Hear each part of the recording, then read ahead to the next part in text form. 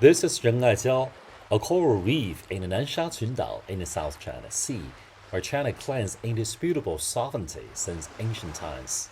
But at the lagoon slope of reef, an 80-year-old Philippine military vessel named the BRP Sierra Madre has been grounded for about 26 years. It faces severe rust corrosion and disintegration and has been continuously poisoning the coral reef ecosystem there. Why is it there? And how come it is still there? All trace back to May 1999, when the Philippines grounded the tank landing ship at Ren'ai Jiao with excuses. The reason it gave was that the warship was damaged and needed repair. And it chose the timing when China had to deal with the aftermath of a brutal missile attack by the US-led NATO forces on the former Chinese embassy in Belgrade. The Philippines is solely aiming to use this illegal occupation as a means, with the vessel as an external manifestation, to assert its so-called territorial sovereignty. This intention is very clear. Military vessel is a sign for this intention, and under international law, warships enjoy sovereign immunity, which generally exempts them from the jurisdiction of foreign states.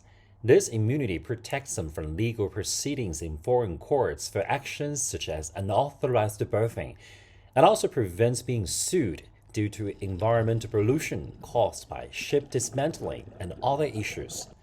But the BRP Sierra Madre's status afterwards is not that of the warship as defined by UNCLOS. It was put into service during World War II and has been in use for over 80 years. In this case, we should consider it as a wreck rather than an active and operational warship.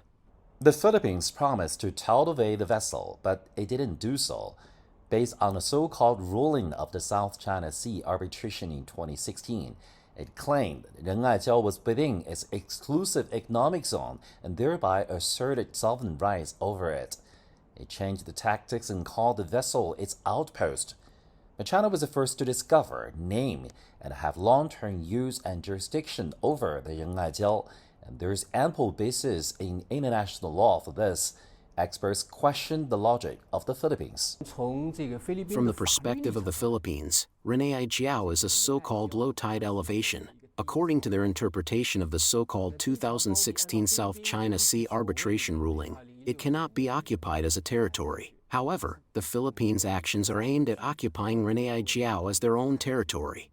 From the Chinese side, properly handling the issue based on laws is important. Beijing said between now and when the warship is towed away, should the Philippines need to send living necessities, China is willing to allow it in a humanitarian spirit if the Philippines informs China in advance and after on-site verification is conducted. Considering the relationship between China and Philippines, as well as the overall peace and stability of the South China Sea, a relatively restrained attitude has been adopted. The disputes between China and the Philippines over the South China Sea could be resolved through negotiation and dialogue.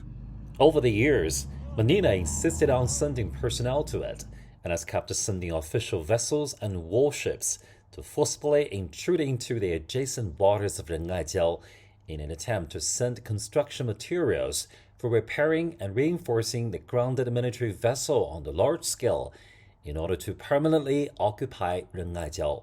But these vessels were intercepted, driven away, or captured by China Coast Guard. Beijing's stance has been clear and firm. China would not accept any move by the Philippines to send large amounts of this construction material to the illegally grounded vessel, an attempt to build fixed facilities or the permanent outpost, and would resolutely act to stop the Philippines' actions.